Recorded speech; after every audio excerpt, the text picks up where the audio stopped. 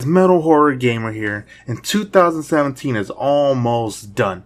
So I decided to tell you all my favorite metal albums of 2017. There were a lot of great albums released, but the albums I'm going to show you are the ones that really struck a chord in my ear. I've seen a couple of other people's lists for best metal albums of 2017. I'm glad to say my list is very different. Now before I move on, let me give you a quick disclaimer. This is my list. So albums you like may not be on here for many reasons. Either it wasn't up to my standards, or I didn't hear it, or I consider it pussy fake metal like Black Dahlia Murder or Trivium. Again, this is my list. There is no need to get pissed off if I didn't mention your favorite album, or even your favorite band. Oh, and I'm sorry if you're a Black Dahlia Murder or a Trivium fan. That's just how I feel about them. If you like them, then more power to you, but I simply can't stand them. But after the video is over, I would love to hear what your favorite metal albums of 2017 are. Please leave your list in the comments, and maybe there are some good ones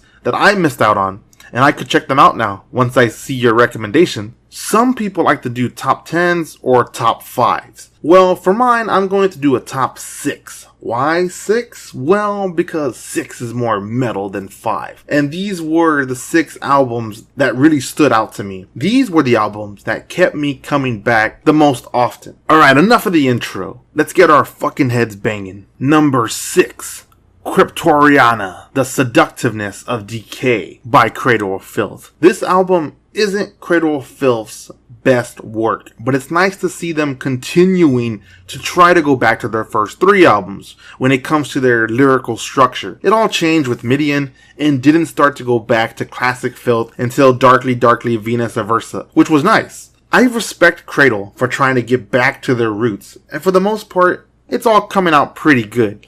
It's just a shame they will never be able to top Cruelty and the Beast, which in my opinion is a masterpiece and their best album to date. And of course, Danny Filth's voice will never sound as good now as it did on that album. But like all Cradle albums, it's still pretty damn good. The music is fast, melodic, gothic, and dark.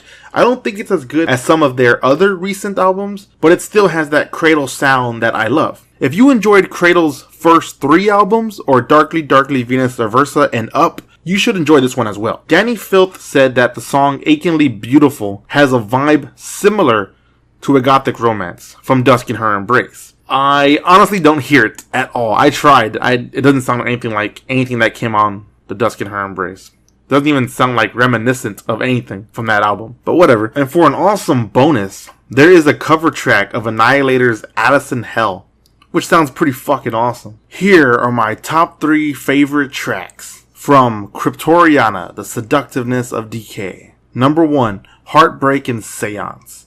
Number 2, The Seductiveness of Decay. Number 3, Vengeful Spirits. Number 5, Red Before Black by Cannibal Corpse. Okay, originally, this wasn't even going to make my list. Not because it's not good, but rather because I felt since Evisceration Plague, their songs are starting to blur together. But while listening to this record again, I changed my mind. It started to grow on me, and now I feel I should just go back and listen to Evisceration Plague, Torture, and A Skeletal Domain again. So after listening to the album multiple times, a lot of the songs start to grow on me. And you know what? Cannibal Corpse is still as fucking brutal as ever. I've seen them live twice, and I would love to hear some of these tracks live because I know they'll just fucking bring the fucking house down. Cannibal Corpse delivers exactly what you expect. Fast, heart-pounding music with heavy, brutal lyrics. For some, that might feel like they are just stuck in a creative rut, but there's some really good songs on here. Sure, I would love to hear some more catchy tracks, like the Barnes era used to have, but that doesn't change the fact that this album will leave your neck sore by the end of it. Sure, it's familiar territory, but I wasn't asking Cannibal Corpse to start doing power ballads or anything like that anyways. Listen to it multiple times if you have to. This is a pretty good album. 14 albums in, and Cannibal Corpse are still staying true to who they are. What more can we ask for? Other than another really good album. Here are my top 3 favorite tracks from Red Before Black. Number 1, Only One Will Die. Number 2, Red Before Black.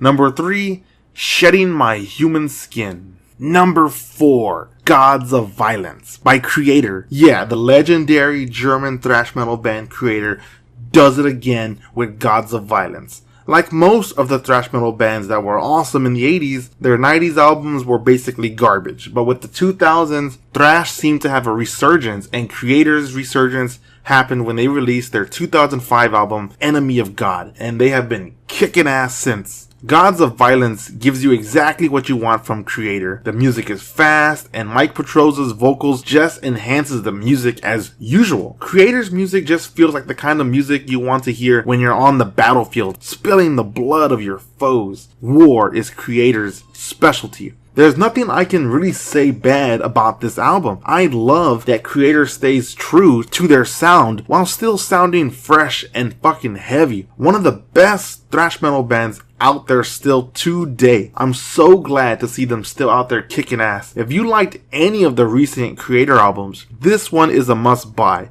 Here are my 3 favorite tracks from Gods of Violence. Number 1, World War Now. Number 2, Army of Storms. Number 3, Totalian Terror. Number 3, No Grave But the Sea by Ailstorm.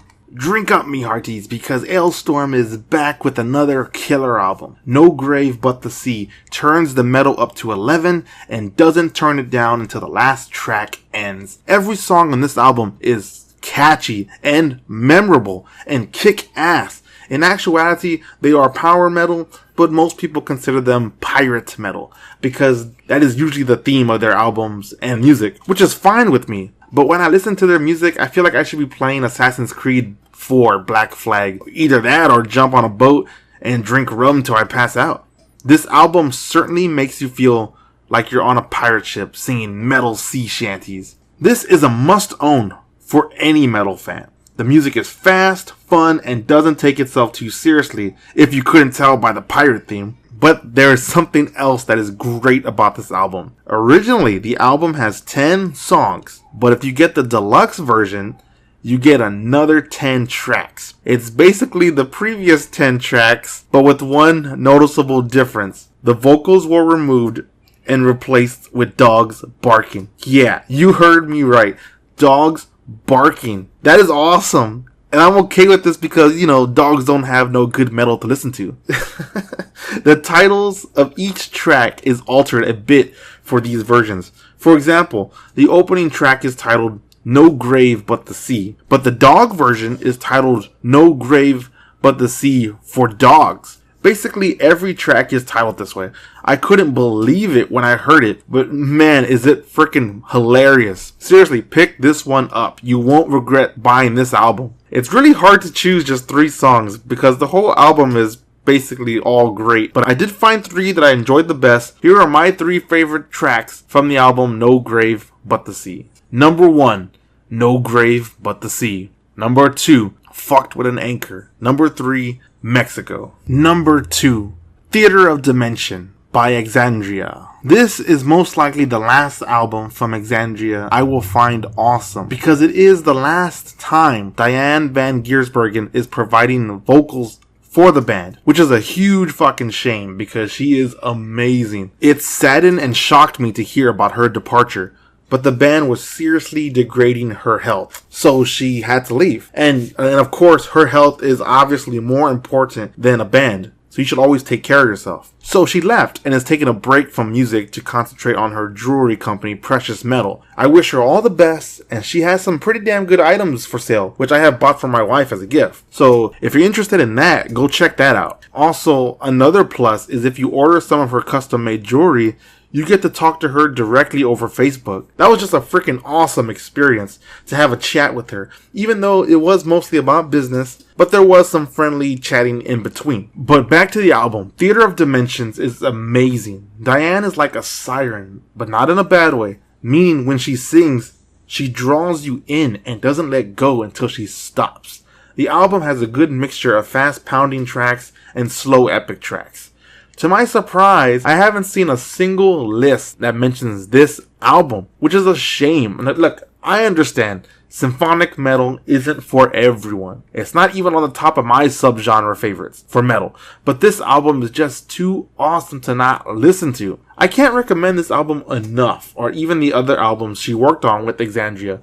Go check those out as well. And if you enjoyed her on those, you can also check out her other band, Ex Libris. Now, for the 3 tracks. This was difficult to do, because I pretty much like almost the whole album. So, here are my 3 favorite tracks from Theater of Dimensions. Number 1, Death to the Holy. Number 2, Call of Destiny. Number 3, Where the Heart is Home. Okay, quickly before we get to my number 1 metal album of 2017, I'm going to list a bunch of other albums in rapid succession that I suggest you go check out as well, because these are pretty good as well. Just because they aren't on my main list doesn't mean they aren't some killer albums that deserve a listen. With Primeval Force by Vampire, Summoning the Malicious by Distillator, Weapons of Thrash Destruction by Terrifier, Woe to the Vanquished by Warbringer, Feed Me Violence by Evil Invaders, Conformicide by Havoc, Nightmare Logic by Power Trip.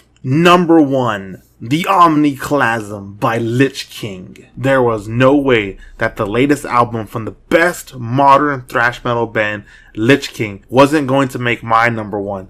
The Omniclasm delivers more thrash than I could hope for. The album starts fast and relentless and doesn't quit. Every track is filled with fast riffs and heart-pounding drum beats. I pre-ordered the Omniclasm the moment it was announced. I knew I wanted it day 1. I have every album and EP Lich King has done on CD. The first 2 albums were pretty hard to find, but man, I got lucky when I found them. The one bad thing though is that this might be Tom Martin's last performance on a Lich King album. I'm sure whatever they do next is going to sound amazing, but I love Tom's vocals, and I don't know if I can hear a Lich King album without him. I wish he would stay with the band, but it doesn't seem like that's gonna happen. Oh, and Tom, I don't agree with this lyric that you said on the song, I Quit. People won't come if they won't see your face. You're the main draw, you can't be replaced. That's bullshit, people just like the songs. It doesn't matter who does the screaming, you're wrong. Maybe you feel that way, but I don't. I couldn't hear Slayer without Tom Araya, or Iron Maiden without Bruce Dickinson, Anthrax without Joey Sucked Ass. With each new album, Lich King gets harder and faster, and I was getting worried that they couldn't top Born of the Bomb, but they blew me away once again. If you haven't heard of Lich King, all I can say is, and you call yourself a metalhead? After this video, drop what you're doing and jump onto Apple Music or whatever service you use and go listen to all their albums in a row. Even their 8-bit album, Super Retro Thrash, and even their leaked version of their Do-Over EP, which is hilarious. Here are my 3 favorite tracks from the Omniclasm. Number 1, Preschool Cesspool. Number 2, Cut the Shit. Number 3, Our Time to Riot. Okay, those are my favorite metal albums of 2017. Do you like what's on mine, or do you hate it? What album makes your list? Please write it down in the comments. I would love to see what everyone else out there enjoyed in 2017. I'm very excited to see what metal albums we will get in 2018. I can't wait for the next Dimmu Borgir album. They haven't released one since 2010. That's a huge gap. Here's hoping they come back better than ever.